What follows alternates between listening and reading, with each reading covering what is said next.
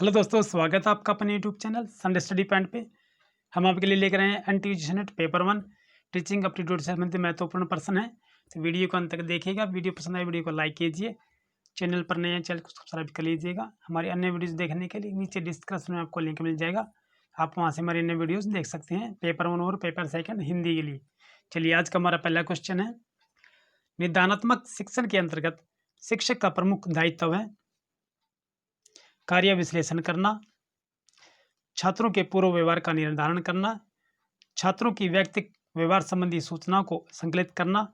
उपरोक्त में सभी तो राइट आंसर क्या होगा? आंसर दें। निदानात्मक शिक्षण के अंतर्गत शिक्षक का प्रमुख दायित्व है, इन तीनों में से कौन सा है? ए बी सी में से। तो राइट आंसर हमारा ऑप्शन नंबर डी हो जाएगा। उपरोक्त में सभी है, ठीक है। तो right answer option number D हो जाएगा, यानी कि कार्य विश्लेषण करना, छात्रों के पूर्व व्यवहार का निर्धारण करना, छात्रों की व्यक्तिगत व्यवहार संबंधी सूचनाओं को संकलित करना। तो इन्हीं के निदानात्मक शिक्षण के अंतर्गत शिक्षक का प्रमुख दायित्व है ये। चलिए अगले प्रश्न चलते हैं हमारे। अगला प्रश्न हमारा है, शिक्षण संबंधी उपचारात्मक कार्य का संबंध है।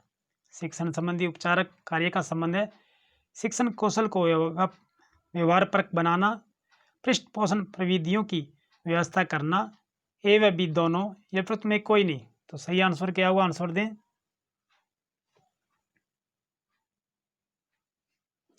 शिक्षण संबंधी उपचारात्मक कार्य का संबंध है, तो सही आंसर ऑप्शन नंबर सी हो जाएगा। ए व बी दोनों है। देखिए, शिक्षण कौशल को व्यवहारपरक बनाना और पृष्ठ पोषण प्रविधियों की व्यवस्था करना, ये शिक्षण संबंधी उपचारात्मक कार्य के संबंध है।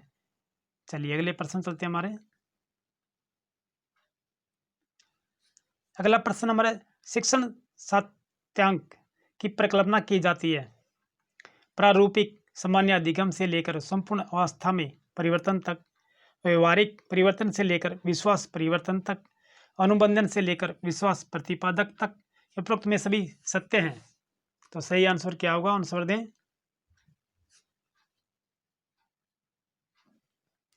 शिक्षण सत्यात्मक की परिकल्पना की जाती है, तो राइट आंसर हमारा ऑप्शन नंबर डी हो जाएगा। उपरोक्त में सभी तत्व सभी सत्य हैं, यानी कि शिक्षण सत्यात्मक की परिकल्पना की जाती है प्रारूपिक सामान्य के अधिगम से लेकर संपूर्ण आस्था में परिवर्तन तक, व्यवहारिक परिवर्तन से लेकर विश्वास परिवर्तन तक, अनुबंधन से लेकर विश्वास प्रतिपादन तक। तो राइट आंसर हमारा ऑप्शन नंबर डी हो जाएगा। अगला प्रश्न हमारा, शिक्षण सात्यांक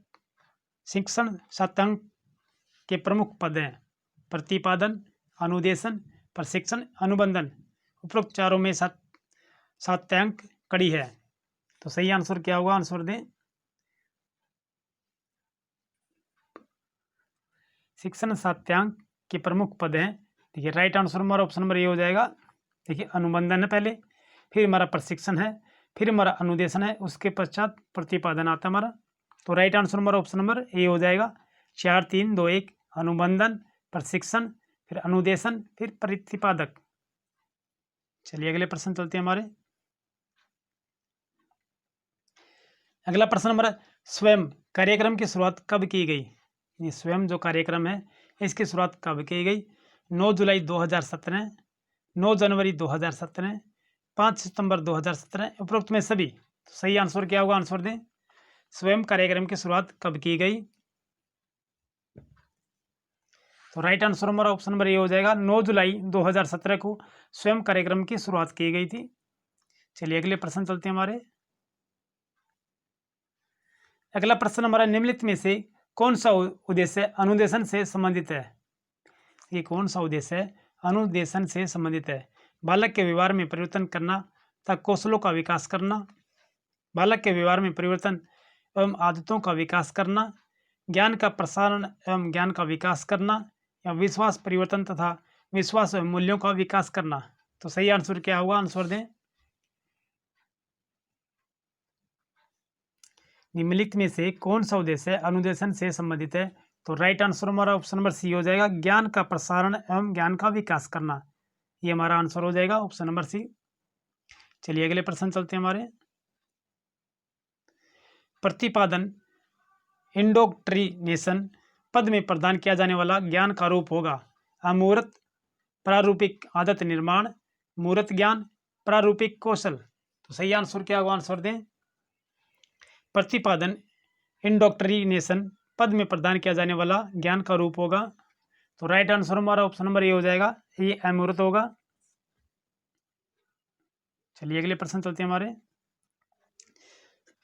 अगला प्रश्न हमारा है, आप बालकों में सकारात्मक अभिवृत्तियों के विकास के लिए क्या करेंगे? प्रतिपादन सत्रीय शिक्षण, अनुबंधन केवल, अनुदेशन केवल या प्रशिक्षण केवल? तो सही आंसर क्या होगा, आंसर दें। आप बालकों में सकारात्मक अभिवृत्तियों के विकास के लिए क्या करेंगे? तो राइट आंसर हमारा ऑप्शन नंबर ए हो जाएगा, प्रतिपादन सत्रीय प्रशिक्षण करेंगे। ठीक है, प्रतिपादन सत्रीय शिक्षण, right answer option number A होगा हमारा। चलिए अगले प्रश्न चलते हैं हमारे। संकेत अधिगम का संबंध है अनुबंधन से, तो बहुविभेदीकरण संप्रतियों के अधिगम का संबंध होना चाहिए। प्रशिक्षण से, प्रतिपादन से, अनुदेशन से, इनमें सभी से। तो राइट आंसर क्या हुआ, आंसर दें। संकेत अधिगम का संबंध है अनुबंधन से है। ठीक है, तो बहुविभेदीकरण संप्रतियों के अधिगम का संबंध होना चाहिए किससे? ए बी सी डी में से क्या होगा आंसर? तो सही आंसर हमारा ऑप्शन नंबर सी हो जाएगा, ये अनुदेशन से होगा। बहुविभेदीकरण का संप्रतियों के अधिगम का संबंध जो है अनुदेशन से होगा। तो right answer option number C होगा हमारा। चलिए अगले प्रश्न चलते हैं हमारे। शिक्षण की पूर्व तत्परता अवस्था में संपन्न होने वाली प्रमुख प्रक्रिया है। प्रस्तुतिकरण के लिए क्रमबद्ध व्यवस्था करना, पाठ्यवस्तु के संबंध में निर्णय लेना, शिक्षण के उद्देश्यों को निर्धारित करना, उपरोक्त में सभी। तो आंसर क्या हुआ, आंसर दें। शिक्षण की पूर्व तत्परता अवस्था में संपन्न होने वाली प्रमुख प्रक्रिया है। तो राइट आंसर हमारा ऑप्शन नंबर डी हो जाएगा, उपरोक्त में सभी हैं ये। प्रस्तुतिकरण के लिए क्रमबद्ध व्यवस्था करना, पाठ्यवस्तु के संबंध में निर्णय लेना, शिक्षण के उद्देश्यों को निर्धारित करना। तो सही आंसर हमारा ऑप्शन नंबर डी हो जाएगा, उपरोक्त में सभी हैं। अगला प्रश्न हमारा, निम्नलिखित में से कौन सी एक प्रक्रिया है शिक्षण की पूर्व तत्परता से संबंधित नहीं है? विशिष्ट पाठ्यवस्तु के लिए युक्तियों का विकास करना, शिक्षण की युक्तियों एवं प्रविधियों को संबंधी निर्णय लेना, छात्रों से मूल्यांकन संबंधी प्रश्न पूछना, प्रस्तुतिकरण की क्रमबद्ध व्यवस्था करना। तो सही आंसर क्या होगा, आंसर दें। निम्नलिखित में से कौन सी एक प्रक्रिया शिक्षण की पूर्व तत्परता से संबंधित नहीं है? तो राइट आंसर हमारा ऑप्शन नंबर सी हो जाएगा, छात्रों से मूल्यांकन संबंधी प्रश्न पूछना। ये हमारी एक प्रक्रिया शिक्षण की पूर्व तत्परता से संबंधित नहीं है। चलिए अगले प्रश्न चलते हैं हमारे।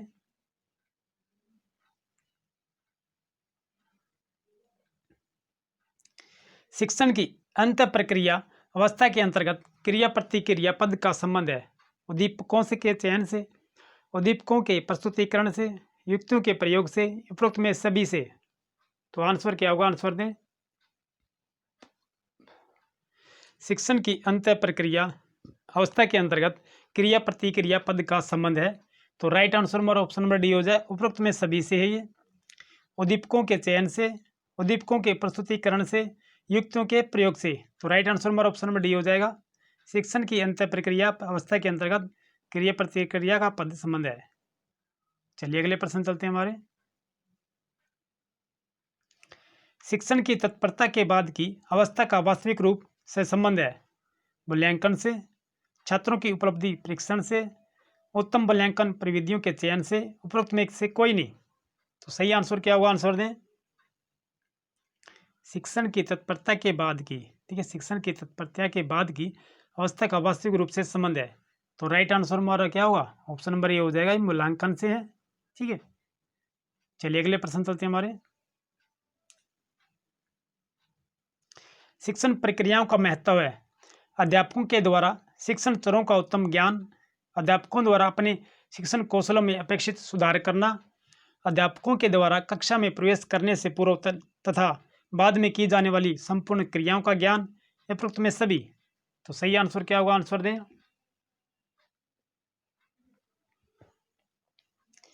शिक्षण क्रियाओं का महत्व जो है, तो राइट आंसर हमारा ऑप्शन नंबर डी हो जाए, उपरोक्त में सभी। यदि शिक्षण की क्रियाओं का जो महत्व है अध्यापकों के द्वारा शिक्षण चरों का उत्तम ज्ञान, अध्यापकों द्वारा अपने शिक्षण कौशलों में अपेक्षित सुधार, अध्यापकों के द्वारा कक्षा में प्रवेश करने से पूर्व तथा बाद में की जाने वाली संपूर्ण क्रियाओं का ज्ञान।